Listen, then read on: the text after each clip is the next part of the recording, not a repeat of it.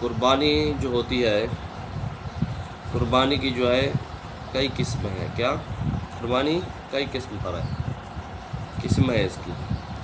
ایک وہ قربانی ہوتی ہے کہ جو غنی اور فقیر دونوں پر واجب ہوتی ہے. غنی کا مطلب مالدار، پیسے والا آدمی، صاحب نصاب. اور فقیر سے مراد یہ نہیں ہے جو بھیک مانگ رہے ہوتے ہیں.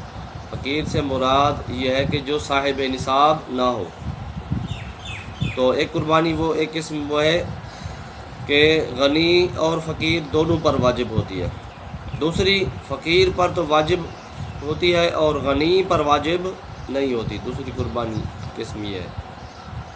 اور تیسری جو ہے وہ یہ ہے کہ غنی پر واجب ہو اور فقیر پر واجب نہ ہو. فقیر سے مراد کیا ہے کہ جو صاحب نصاب نہ ہو، صاحب نصاب نہ ہو جو وہ ہے فقیر. تو غنی سے مراد جو صاحب نصاب ہو، مالدار ہو. تو یہ تین قسمیں ہوگی، غنی اور فقیر دونوں پر واجب. ایک یہ ہوگی، دوسری فقیر پر واجب ہو، غنی پر واجب نہ ہو. اور تیسری یہ ہے کہ غنی پر واجب ہو، فقیر پر واجب نہ ہو.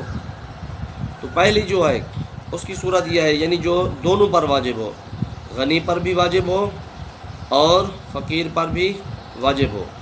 تو اس کی صورت یہ ہے کہ قربانی کی منت مانی. غنی نے منت مانی تو اس پر واجب ہو جائے گی. اس طرح فقیر نے اگر قربانی کی منت مانی تو اس پر بھی واجب ہو جائے گی. غنی نے منت مانی اور کہا کہ اللہ کے لیے مجھ پر بکری یا گائے کی قربانی کروں گا میں اللہ کے لیے، اللہ کی رضا کے لیے.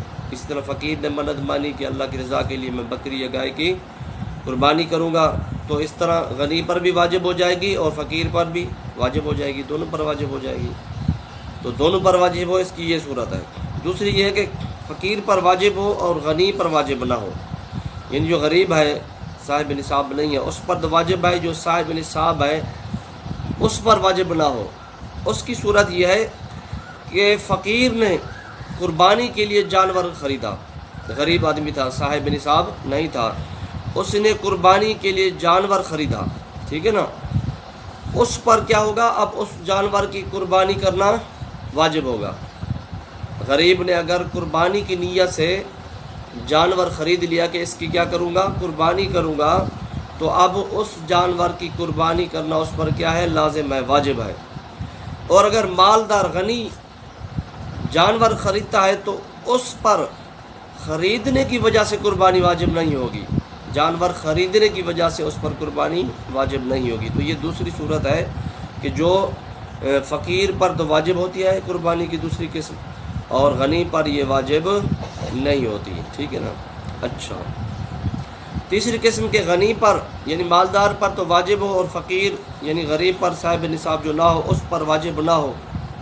اس کی صورت جو ہے وہ یہ ہے کہ قربانی کا وجوب جو ہے نہ تو جانور کے خریدنے کی وجہ سے ہوا ہو اور نہ منت ماننے کی وجہ سے ہوا ہو، بلکہ اللہ تعالیٰ نے جو انسان کو زندہ رکھا ہے اس کے شکریہ میں، اور حضرت ابراہیم علیہ السلام کی سنت کو زندہ کرنے کے لیے جو قربانی واجب ہوتی ہے وہ کس پر واجب ہوتی ہے، وہ صرف غنی پر واجب ہوتی ہے. یہ وہ قربانی ہے جو ہم یہ کرتے ہیں، قربانی 10 لجہ کو. وہ قربانی کس پر صرف واجب ہوتی ہے، وہ مالدار پر ہی واجب ہوتی ہے، غنی پر واجب ہوتی ہے، فقیر پر واجب نہیں ہوتی.